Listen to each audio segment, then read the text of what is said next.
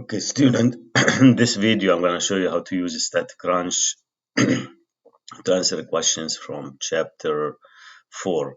Chapter 4 is about learning how you can verify if two variables have a relationship, if there is a linear correlation between two variables. One is called the independent variable x, and the other one is the dependent variable uh, y. Um, so I'm going to show you an example how to use static crunch. There's already a video on how to use a calculator, but I'm just going to show you how to use static crunch to determine if there is an association between two variables x and y.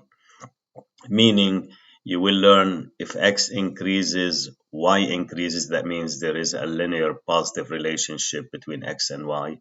And if x increases, y decreases, there is a relationship, but as x increases, y decreases. This is called a negative correlation between x uh, and y.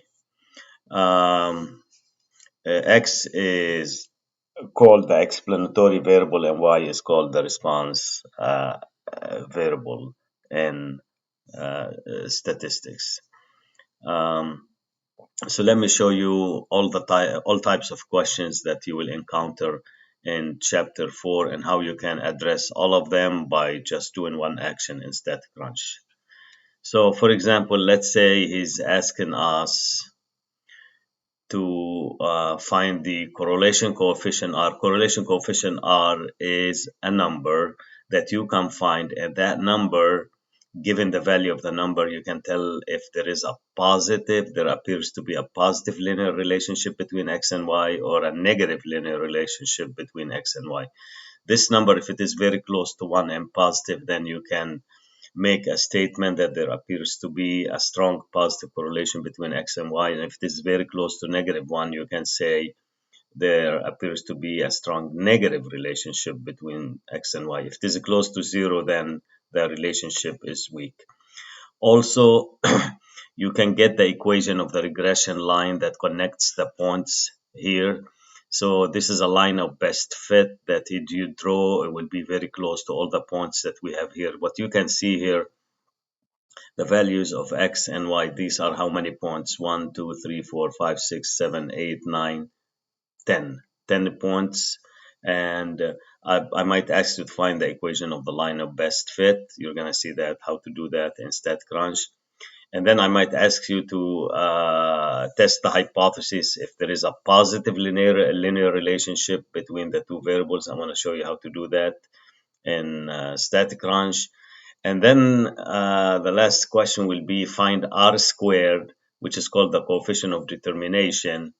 And I'll explain what that means. But let me show you how to proceed with the static crunch. You just go to stat, you go to regression, you go to simple linear, you choose the x variable, which is, I named it x here, and the y variable, which is a dependent variable, I named it y. And now, if I ask you to test if there is a positive relationship or negative relationship, you just go to the slope, guys. This is the slope of the line you tested. So let's say we're testing here if there is a positive relationship, you just greater than 0, and you're pretty much done, and you're gonna see what you're gonna get here. You got lots of stuff. Watch. The first question I might ask you to find R's R.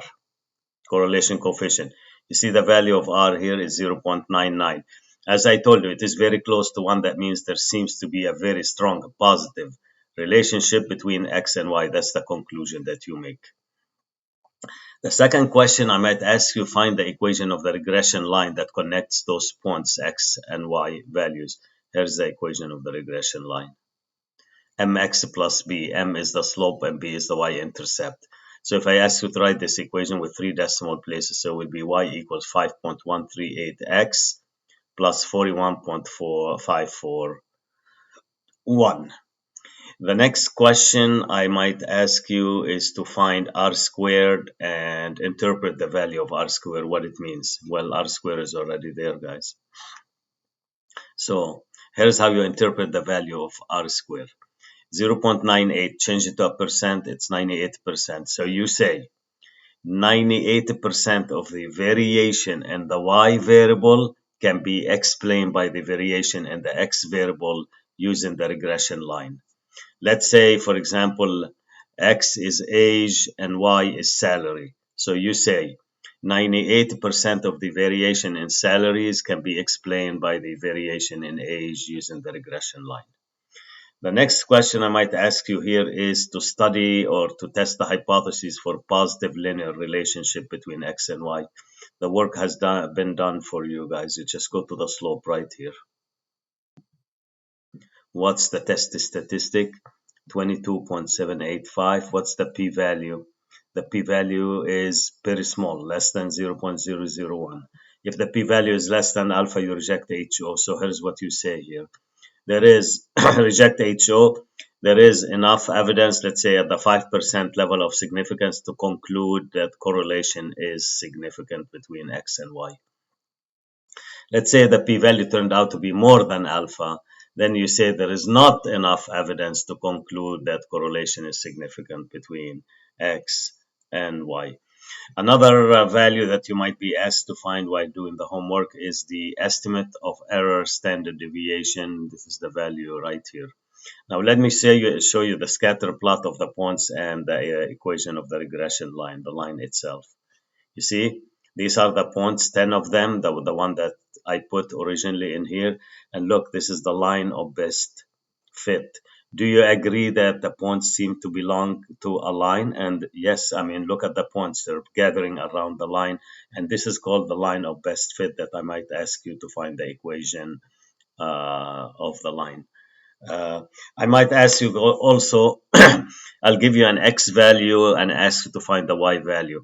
Well, you already have the equation of the line, guys. So if you have the equation of the line right here, if you have the equation of the line, you just plug in the x value and then you can find the y value. Let's say if I ask you to find y given x is 7.5, you just plug in x equals 7.5 right here, and then you can get the y value.